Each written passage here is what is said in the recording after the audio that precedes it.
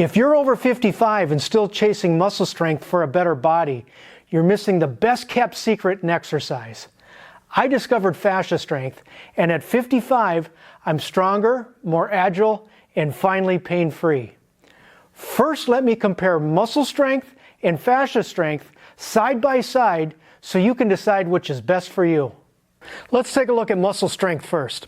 The main focus when people train muscle strength is they're typically segmenting the body to one part or a muscle group and trying to make that body part stronger. So with the standing bicep curl, I am trying to put my focus on my biceps, let them do all the work, and build stronger, maybe bigger biceps. Now, a good trainer will tell you to be in good posture, where you have an upright posture, you're not hunched over, that kind of thing. But that posture typically is locked down in tension, and you're almost rooted like a piece of furniture. Like a piece of furniture that's not movable, and you're trying to move your arms off of that rooted, solid posture. The core is usually locked down. Now, the benefit of muscle strength, of course, is you will build stronger bicep muscles when doing this. But are there any downsides to muscle strength training? Well, there certainly was for me when I was younger, and for many of my clients who I've helped over the years. Here's what happens. People lift weights, not all, but many people, and they start to contract the body more than they should, more tension. And over time, it ends up shortening the muscles, the tendons, the ligaments, and they're in this shorted, contracted state, areas of the body that I call embedded tension. And this locks down the body. You start losing your agility, your athleticism. Classic sign to know you're a victim is if you're getting excessively sore after working out or doing physical work, and you just can't get past that soreness state. Every time you go to start a workout routine, soreness ends up getting in the way. Now, this can lead to bigger injuries over time, and that's what happened to me years ago. And it was fascia strength training that actually opened up my body and reversed all that damage and made me pain-free. Now let's look at fascia strength, and I want you to go lighter when you play with this yourself. Go real light. I just have 5-pound dumbbells, maybe 10 would work. Some of you, if you're a little smaller and weaker, you might just have 1 or 2 pounds. A couple cans of soup, something real light. We need to go light at first because we're trying to internally figure out how to adjust our body to activate fascia strength, and you can't be burdened with too heavy of a weight at first. You can go heavier later once you pick up the necessary skills. So what I'm going to do with fascia strength is a little different. My goal, as funny as it sounds, I'm trying to use my bicep muscles as very little as possible. I want to activate my body's elasticity and have that do as much work as possible so my biceps are on autopilot, not working as much. So I'm going to teach you my three fascia strength principles to help you feel the difference between muscle strength and fascia strength. The fascia strength first principle is springboard posture, meaning we're in a good alignment, all right, but we don't lock it down with tension. We think of internally stretching, where my body is longer inside. Kind of think extension without tension. If I get the fascia wetsuit, and that's what I call to give you a visual, think of the fascia wetsuit as this Spider-Man-like suit of fascia that covers the muscles. It's underneath the skin, and we're trying to stretch that by aligning the posture and getting that internal stretch. If I get that nice soft internal stretch and good alignment, that will create elasticity, turn me into somewhat of a human slingshot. So what I want you to do is think of it, internally stretch your fascia wetsuit, making the inside of your body like taking up more space, but it's relaxed. And I want you to do a few of these bicep curls.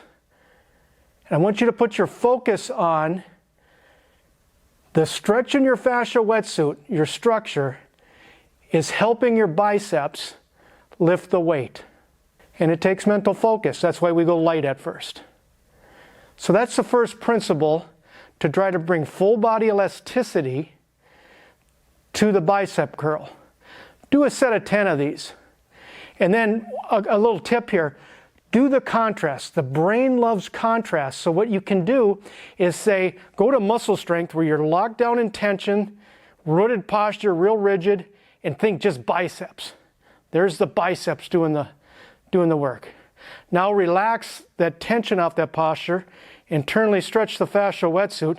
Now think that the whole fascia wetsuit is doing more of the work, helping the biceps. My second fascia strength principle is move from center. And when I say center, it's the whole waistline, and it even goes up into the sternum, kind of this whole middle torso. And we are going to add that to the stretch in the fascia wetsuit to help lift the weight so our biceps don't have to do all the work. When I lift the right side up, I'm going to go ahead and turn my waist it'll just naturally turn a little bit as I lift the right side. My waist will turn to the right. And then when I do the left, it'll go to the other side. So I'm not staying rigid and trying to keep it planted like muscle strength. I'm just going with it. Again, the fascia wetsuit is stretched, and I'm just activating my center, letting my center be a little more nimble and get involved. And as your waistline goes from side to side, see if it can help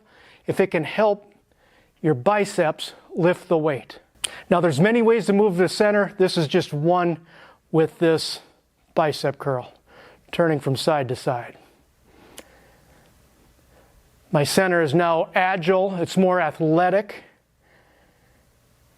and I'm moving more like a cat, not like a stiff robot. My third fascia strength principle is springboard feet. So we are going to put our mind down to our feet, and as I lift the right side up of the dumbbell, I am going to think of gently pressing the balls of my feet and my toes on that right side to help lift the dumbbell. And then my other foot, the balls of my foot and the toes, just gentle press against the floor to help lift the left. And it's back and forth. And don't press too hard. It's a real gentle pressure into the floor and the balls of your feet and your toes. That's activating the elasticity of your body. If you do more and more training with me, you'll start activating the balls of your feet when you press them against the floor, and it'll actually activate your glutes. And when your glutes are activated, it sends power all the way upstream out your hands. But even without foot to glute connection, just by gently pressing, if you put your mind's eye inside your body, you'll feel that it's helping your arm muscles lift the weight. So now you know my 3 fascia strength principles, but how do you build fascia strength with this exercise? So go ahead, and what I want you to do is just daily probably do 3 sets of 20. Make sure to go light. I'm a little heavier here, but because you're a beginner, go light, 5-pound dumbbells or less.